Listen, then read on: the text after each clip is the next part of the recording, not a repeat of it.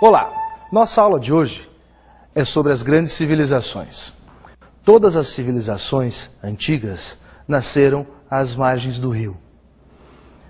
Esta aula de hoje trata de uma civilização especial. Todos nós, vocês, eu, todas as pessoas já ouviram falar nela. Viram imagens, até se perguntam como fizeram. Quem são eles? São os egípcios. Os egípcios começaram sua nação, sua civilização, seu povo, sua ciência à margem de um rio, o Rio Nilo. O Rio Nilo, ele está na África. Até hoje ele tem sua importância econômica ainda expressiva. Vejam, neste rio, lá na antiguidade, os grupos de pessoas que lá se dirigiam começaram a se estabelecer. Assim eles formaram os primeiros clãs, nomos. São diversas classificações que podemos dar para esses grupamentos. Eram grupamentos de pessoas que eram embasados aonde? Aonde geralmente tinha sua família, um pai, uma mãe, grupos de filhos estabeleciam-se. Esses grupamentos passam a crescer. Crescer como? Sim, vindo mais pessoas a se localizarem, a ficarem ali também. E essas pequenas vilas começam a se desenvolver, formando então dois reinos, o reino do Alto e do Baixo Egito. Alguma coisa em torno de 3200 a.C., um indivíduo chamado Menés, ele une os dois reinos, o do Alto Egito e o do Baixo Egito, formando assim então o Egito.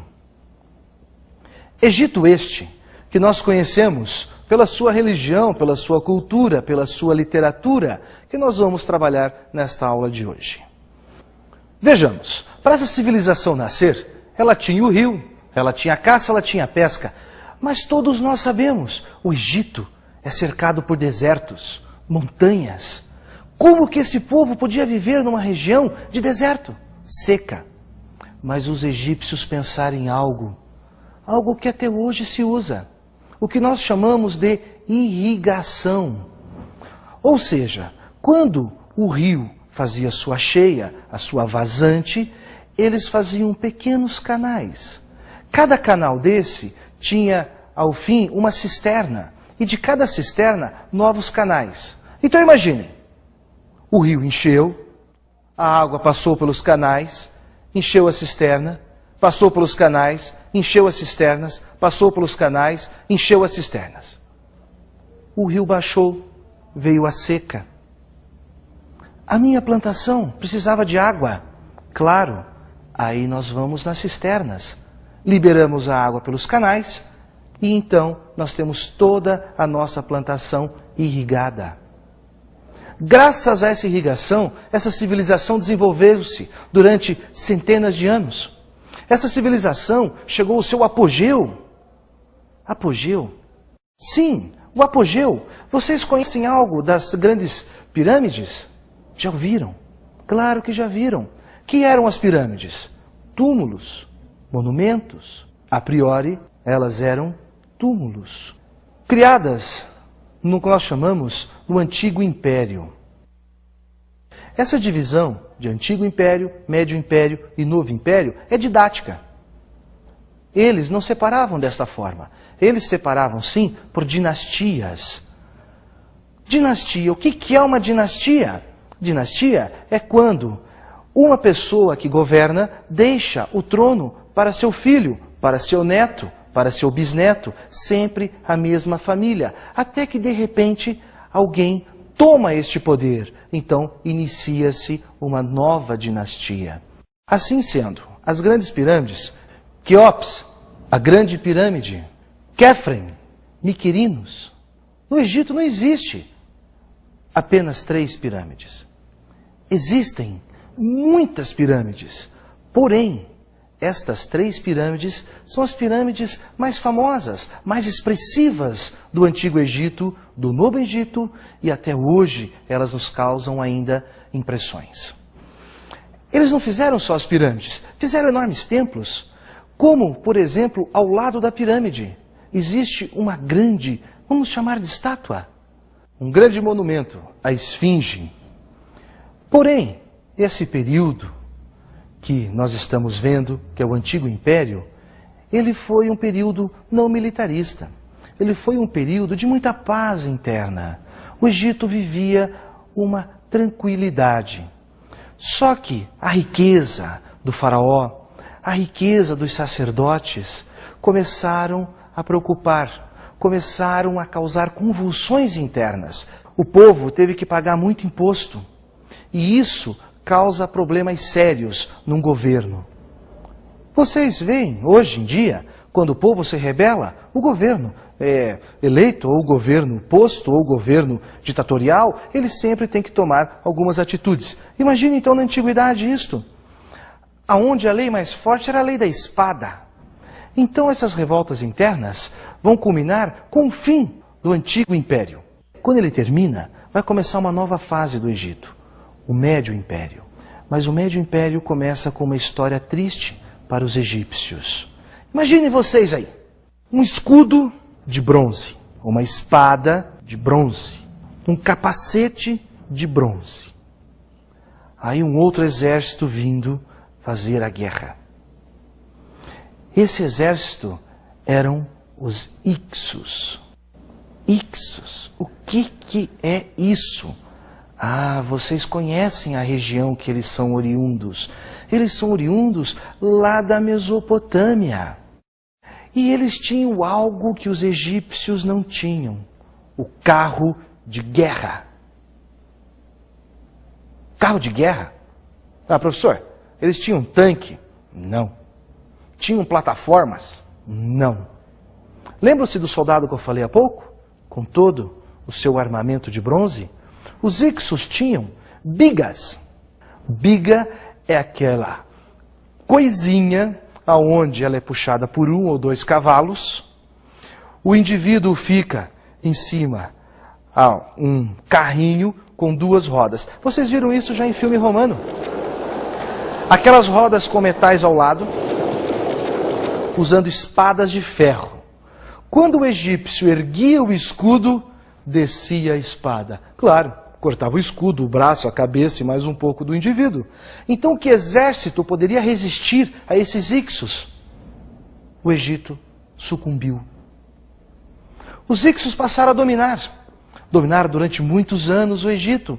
Nesse período, o Egito, então, praticamente desaparece. Como nação, como império.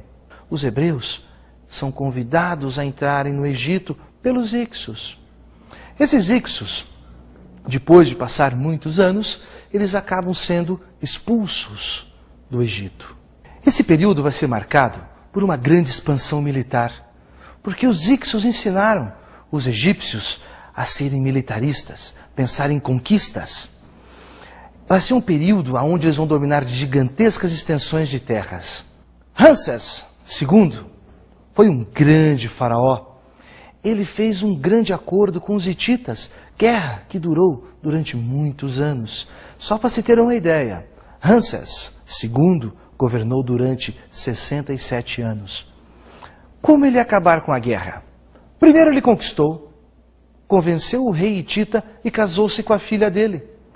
Aí depois do Ramsés, nós vamos ter um outro faraó, o Tutmés III. Grande faraó também, conquistou a Palestina, conquistou a Síria.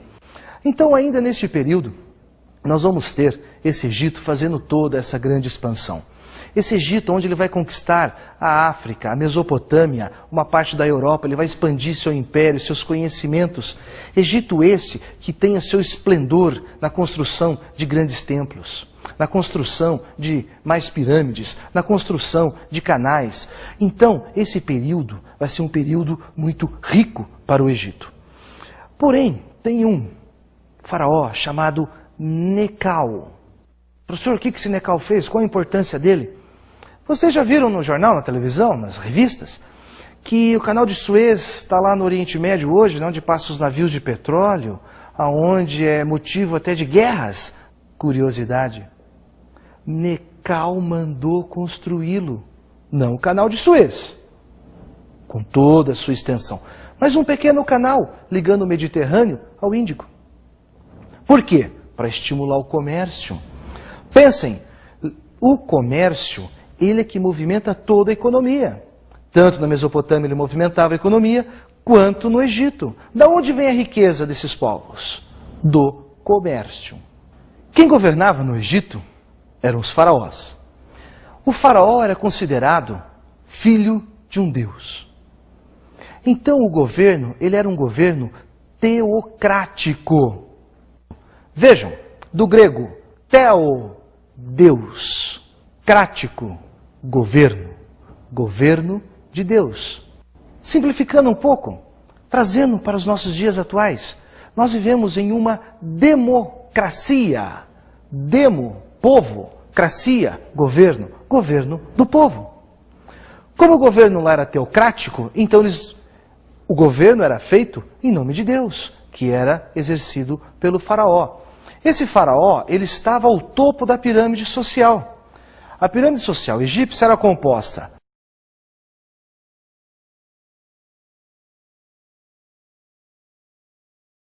Quem eram os sacerdotes? Eles eram as pessoas que faziam os cultos dos diversos deuses egípcios. Os escribas eram aqueles que usavam a escrita, sabiam escrever e ler. Eram as pessoas que faziam as construções, que trabalhavam, que faziam agricultura, que colhiam. Ainda no Egito, quando nós falamos em Egito, nós falamos em governo, nós não conseguimos separar a religião do governo. Por quê? A religião é politeísta. Poli, diversos, theo, teísta, deuses. E a egípcia ainda era antropozoomórfica. Ai, de novo palavrão, professor. Antropozoomórfica. Vejam, antropô, homem, zoo, animal, mórfico, forma. Deuses com forma de homem e animal. Então os deuses egípcios, eles tinham a cabeça de animal e o corpo de homem. Eles tinham deuses para tudo, para a chuva, para o vento, para a guerra, para a paz, para a morte. Imaginem, até o gato era um deus egípcio. O gato, um deus? Sim, por que o gato? Imaginem vocês, estamos colhendo trigo, guardamos esse trigo num grande silo. Ficou guardado 6 meses. O que eu estou criando dentro daquele silo? Ratos. Quem combate o rato? O gato. Se o gato protege meu alimento, ele é um deus. Compreenderam? Então, para os egípcios, tudo o que estava relacionado com seu cotidiano eram deuses. O rio Nilo era um deus. O crocodilo era um deus. O sol era um deus. Tanto que eles diziam que o Amon-Ra, o deus sol, quando ele nascia, no seu nascer, então ele estava protegendo o Egito. Quando ele se punha, então ele iria para os mares dos mortos, aonde eles iriam então lutar contra as forças do mal, para que no outro dia ele renascesse vitorioso e iluminasse todo o Egito. A religião egípcia era mas tão poderosa, que quando eles morriam, eles acreditavam numa vida após a morte. Então, quando eles morriam, eles diziam que o indivíduo era julgado. Esse julgamento era feito como? Existia uma balança, como essa da justiça hoje, o símbolo da justiça, aonde o Deus, ele colocava de um lado uma pena e do outro lado o coração do indivíduo. Se o coração dele pesasse mais do que a pena, ele iria para o inferno. Porém, se o coração dele pesasse menos do que a pena, era porque ele foi um homem ou uma mulher justa. O faraó tinha até 200 esposas. Quando esse faraó morria, acreditem, todas as esposas eram enterradas juntas.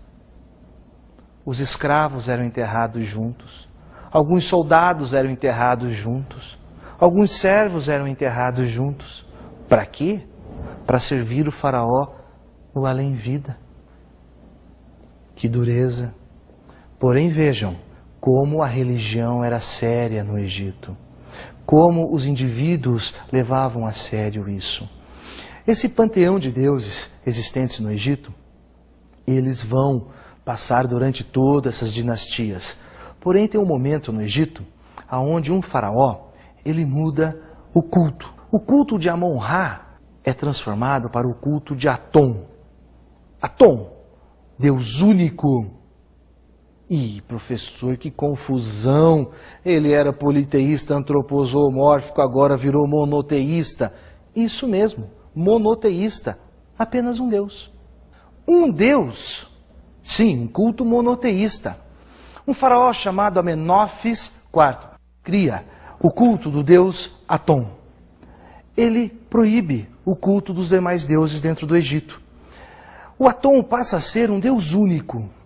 Porém, após a morte do Amenófis IV, então ele transforma esse novo culto em politeísta e antroposomórfico e acaba o monoteísmo dentro do Egito. Ainda falando em religião egípcia, vejam as múmias, né? Objeto de tantos filmes, objeto de tantos medos, objeto de tantas histórias. Mas quem eram as múmias? Triste saber, eram só os ricos. Sim, só rico virava múmia. Pobre, nada feito. Os pobres no Egito eram enterrados imaginem, barrancos. Faziam alguns buracos no barranco, como se fosse uma colmeia de abelhas ou um formigueiro. Enrolavam o corpo do indivíduo em um lençol e colocavam naquele buraco. Lá o pobre também era diferenciado. Porém, o sacerdote, o rico comerciante, o faraó, que eu já lhes contei, aquele que tinha 200 esposas, quando ele morria, iam todos junto com eles. Eles eram preparados para a morte. Preparados para a morte? Sim, porque eles acreditavam na vida após a morte. Então, eles tiravam as vísceras do indivíduo, tiravam o cérebro, sem incisão cirúrgica, ou seja, sem cortes. Tiravam o cérebro do indivíduo pelo nariz, como tiravam o coração, o fígado, o rim, e isso eles preservavam, porque eles acreditavam que um dia essa alma voltaria ao seu corpo e precisaria então dessas vísceras. Esse processo da mumificação, até hoje, tem um certo mistério de como eles faziam isto, como eles preservavam. Se vocês tiverem a oportunidade de visitar algum museu onde tem uma múmia, façam. Vocês vão ver como é incrível. A pele é preservada. É uma coisa que a gente olha e imagina como aqueles homens de 5.000 anos, 4.000 anos, 3.000 anos atrás faziam isto. Ainda dentro dessa religião, esses egípcios, eles, tudo, eu acho que eu vou definir assim para vocês. Toda a vida de um cidadão egípcio era definida pela religião. Tudo, desde a construção de um templo até a morte do indivíduo. Inclusive, esse culto de vida após a morte assemelha-se a muitas religiões atuais. Os egípcios ainda nos legaram muitas contribuições, entre elas, astronomia, matemática, medicina, escritos filosóficos.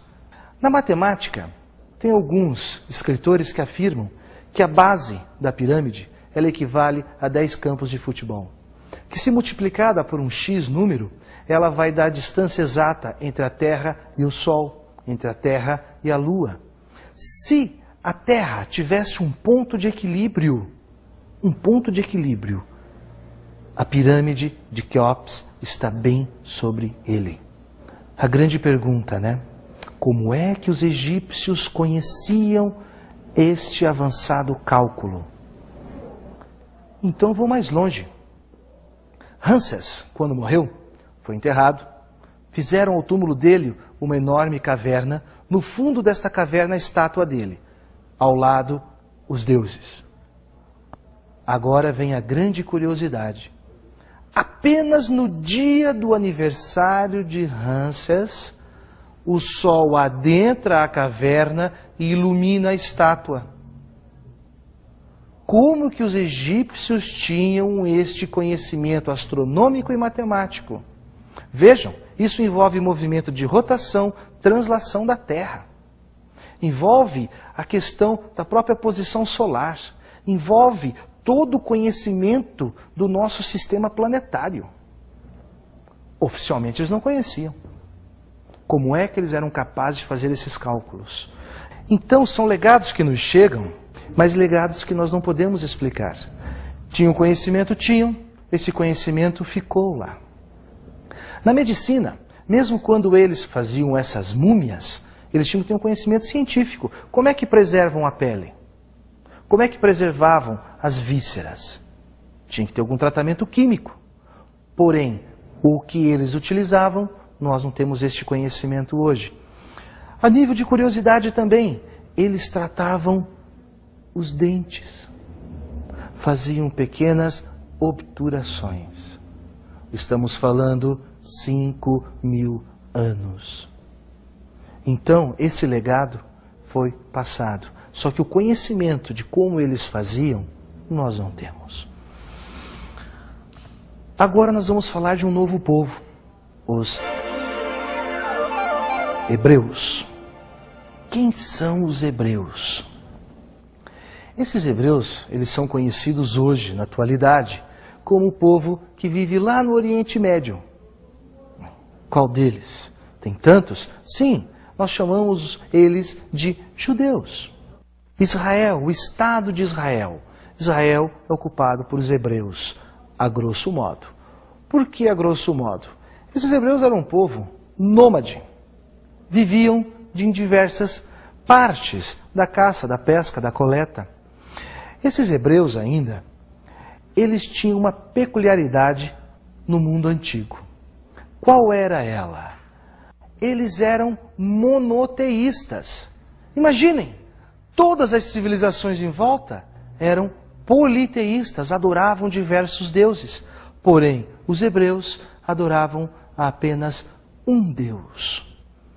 Os hebreus, na sua evolução, eles são governados por juízes. Depois desses juízes, eles passam a ser governados por reis. Davi, Salomão, talvez Salomão o mais famoso de todos. Esse templo de Salomão era adornado em ouro. Tinha cedro do Líbano, madeira rara para a época. Diversos reinos ajudaram a construir esse templo. Então Salomão foi o seu esplendor.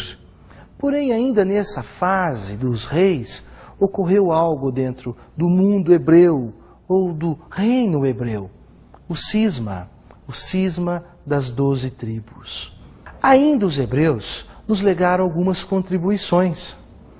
Entre elas, as escrituras. Escrituras? Sim, o Antigo Testamento, para quem for cristão, ele é hebreu. Ainda temos a própria religião. A religião nossa é embasada na religião hebraica. A religião cristã é embasada. Esse monoteísmo hebraico era tão importante que nós vamos ver um trecho do filme Os 10 Mandamentos. Abiram, Korah, bind the sacrifice with cord, even unto the horns of the altar. The light of God shines from you, Moses. Do not kneel to me, Joshua. These tablets of stone. The writing of God. His 10 Commandments.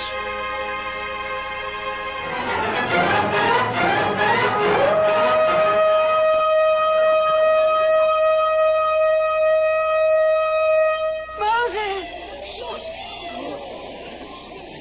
Joshua! Woe unto thee, O Israel! You have sinned a great sin in the sight of God. You are not worthy to receive these 10 Commandments. We're gathered against you, Moses. You take too much upon yourself. We will not live by your commandments. We're free. Who is on the Lord's side? Let him come to me. Lead us, Moses! We are lost! Nesse filme, podemos observar como eles davam valor ao culto monoteísta. Podemos observar quando eles fazem um novo Deus, como é coibido por Moisés. Então vejam a importância dos hebreus para a nossa cultura atual, para a nossa cultura ocidental, para a nossa cultura cristã. Agora eu quero deixar umas dicas de estudo.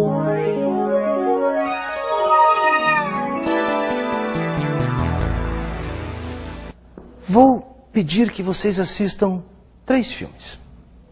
O primeiro deles, Os 10 Mandamentos, acabamos de ver um trecho dele. O segundo, Cleópatra, um bom filme sobre o Egito. E o terceiro, Odisseia. Esses filmes serão interessantes para enriquecer o nosso aprendizado. Bom, gente, por hoje acabou.